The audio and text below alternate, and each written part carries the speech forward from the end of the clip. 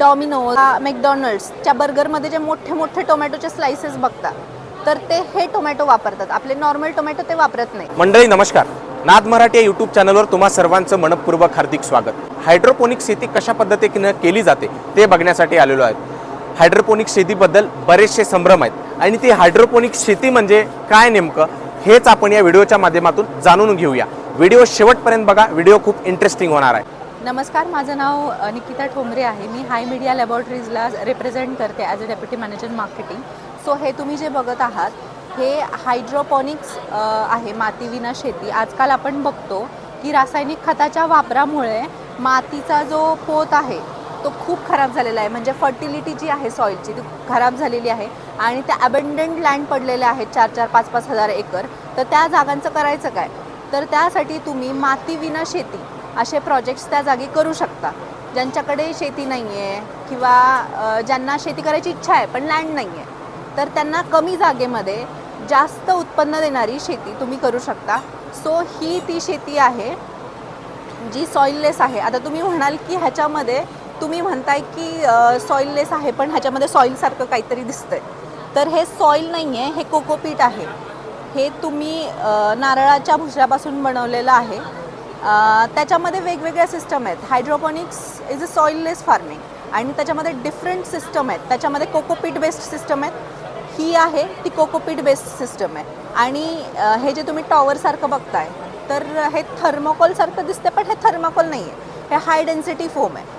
आणि ह्याच्यामध्ये तुम्ही स्ट्रॉबेरी ग्रो करू शकता. जसं की ते दिसते स्ट्रॉबेरी सिस्टम जी बघताय तुम्ही, तर ह्याचं नाव आहे वर्टिस्टॅक सिस्टम. तर ह्याच्यामध्ये काय आहे की तुम्ही हे लेअरवरती लेअर ह्या कुंड्या ज्या ठेवलेल्या आहेत ह्या हाय डेन्सिटी फोमच्या कुंड्या आहेत आणि हे असे कमी जागेमध्ये जास्त रोपं तुम्ही बघू शकताय. तर ह्याच्यामध्ये आपण स्ट्रॉबेरी लावली आहे पण आवश्यक नाही की स्ट्रॉबेरी, तुम्ही बाकीची पिकं पण घेऊ शकता ह्याच्यामध्ये. त्याच्यामध्ये तुम्ही लेट्युसेस घेऊ शकता, तुम्ही पालक घेऊ शकता किंवा ज्या 30 सेंटीमीटरपर्यंत वाढणाऱ्या भाज्या आहेत त्या तुम्ही सगळ्या घेऊ शकता. ही सिस्टम बघता, ही मल्टी प्लांटर सिस्टम आहे. तर ह्याच्यामध्ये तुम्हाला दिसते की हे झाड खूप छोटं आहे पण ह्याला फ्रुटिंग खूप लागलेलं आहे. तर ही जी बघताय ती ही परदेशी चिली आहे. तर ह्याच्यामध्ये जास्त हे वेगवेगळ्या कलरमध्ये येते. हे तुम्हाला रेड येलोमध्ये येऊ शकते, ऑरेंजमध्ये पण येऊ शकते.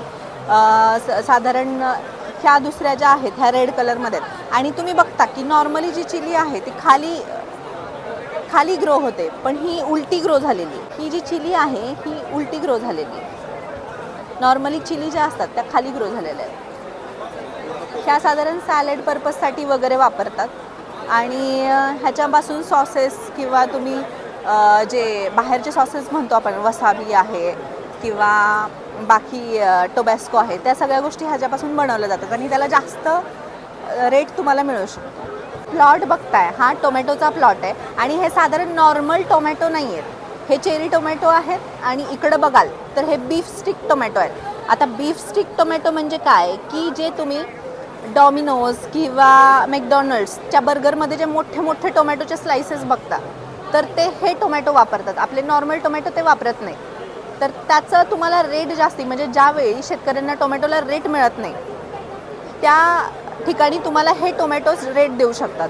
आणि हे चेरी टोमॅटोज आहेत, हे सॅलडसाठी वापरतात.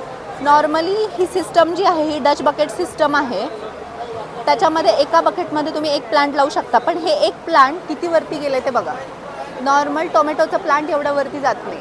सो साधारण हे 10 ते 15 फूटपर्यंत वाढतं. आणि हे चेरी टोमॅटोज आहेत. सो चेरी टोमॅटो तुम्हाला सॅलडमध्ये वापरतात आणि नॉर्मल टोमॅटोपेक्षा ह्याला जास्ती रेट आहे. साधारण 80 ते 120 रुपये रेट तुम्हाला मार्केटमध्ये भेटू शकतो ह्याला. बऱ्याच लोकांनी हायड्रोपोनिक्स म्हटलं तर त्यांना फक्त ह्या पाईप्सच दिसतात. बाकी सिस्टम म्हणजे हायड्रोपोनिक्स ती हीच कॉन्सेप्ट आहे की पाण्यावर शेती जे म्हणतो आपण. तर हे बघा, तुम्ही बघू शकता ह्याच्यामध्ये मातीचा कुठंच वापर नाही आहे. हे न्यूट्रिएंट सोल्युशन आहे, त्याच्यावरती आपण हे रूट्स ग्रो कसे झालेले आहेत ते बघा. आणि हे जे व्हेजिटेबल्स आहेत हे दिसत आहेत तर हे सॅलड पर्पजसाठी यूज केले जातात. हे लेट्युसेसचे वेगवेगळे टाईप्स आपण लावलेले आहेत ए शेपमध्ये. ह्याच्यामध्ये पण ए शेपमध्ये तुम्ही खूप कमी जागेमध्ये जास्त प्रोडक्शन घेऊ शकता ह्या परदेशी भाज्यांचं. ह्याच्यामध्ये तुम्ही ह्या लेट्युसेसच्याच खूप व्हरायटी आहेत. साधारण 100 ते 150 व्हरायटी लेट्युसेसचेच आहेत, त्या तुम्ही ग्रो करू शकता. आणि इंडियन भाजीपाला म्हटलात तर तुम्ही पालक लावू शकता, कोरिएंडर लावू शकता. ऑफ सीझनमध्ये जर तुम्हाला कोरिएंडर घ्यायचं असेल, ज्यावेळी तुम्हाला कोथिंबीर 100-150 रुपयापर्यंत पण जाते, तर त्यावेळी तुम्ही ह्याच्यामध्ये ग्रो करून तुम्ही तो रेट किंवा ते कॉन्स्टंट प्रोडक्शन मेंटेन करू शकता ह्याच्यामध्ये. व्हिडिओ जर आवडला असेल तर लाईक करा, माहिती आवडली असेल तर शेअर करा आणि चॅनलवर नवीन असाल तर सबस्क्राईब करायला विसरू नका. धन्यवाद.